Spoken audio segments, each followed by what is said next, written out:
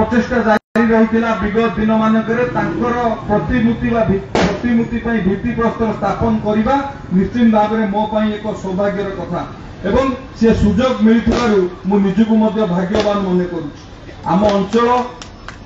कुजंग अंचल हेउची महान साधु सन्त एवं स्वाधीनता संग्रामी मानकर त्यागभूमि अंचल एवं यही अंचल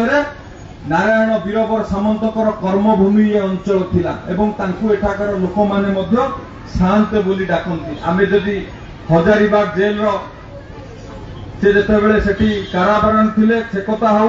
लवण सत्याग्रह कथा हो एवं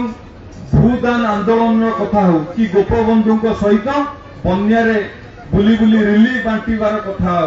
हो विषय जदि आमे आलोचना करिबा ताहले निश्चित भाव में जेते कहले तांको विषय रे कथा सरिबो नाही से एभली एक व्यक्तित्व थिले 1900 मसिया अक्टोबर 21 तारिख रे से इंदुपुर ग्राम रे जन्म ग्रहण करथिले एठी गोटे प्रभु श्रीकृष्ण को कथा कहिबी प्रभु श्रीकृष्ण जेमिति मथुरा रे जन्म ग्रहण कले गोपरे बढ़िले एवं शेष लीला तांकर द्वारिका रे सारिले सेमति नारायण वीरवर सामंत इंदुपुर रे जन्म ग्रहण कले आठगढ़ रे मध्य से किछि दिन तांकर कार्यक्रम आठगढ़ रे मध्य से थिले ता परे परे कुजंग अंचल को आसिले एवं जेतेबेले कुजंग अंचल को आसिले सेतेबेले हमर महात्मा गांधी सेतेबेले असहयोग आंदोलन डाकरा दैथान असहयोग आंदोलन रे से शामिल हेले एवं कुजंग रे आसी लवण सत्याग्रह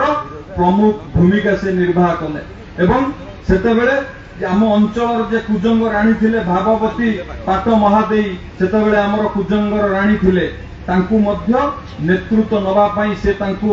निवेदन कले एवं कुजंगर राणी सेतेबेले लवण सत्याग्रह नेतृत्व नेले एवं ये कालियापाट अंचल आमर कैवर्त मानकु नहीं ब्रिटिश मानक विरुद्ध सेतेबेले से आंदोलन कले एवं आम चटुआर जो बेड़ी मठ अच्छी चटुआ बेड़ी मठ थिला सेठी आत्मगोपन करुथिले नारायण वीरवर सामंत ब्रिटिश मानक विरुद्ध रे लड़ुथिले एक कथा आमे समस्ते मध्य अल्प बहुत करी आमे समस्ते जानिछे एवं तांको व्यक्तित्व रे प्रभावित हेई आमर रानी भागवती पाट महादेई तांकर कनिष्ठ कन्या रत्नमाली जेमा को तांकु अर्पित कले एवं तांकर उत्तराधिकारी भावे से नारायण वीरवर सामंत को उत्तराधिकारी भावे बाछि नेले।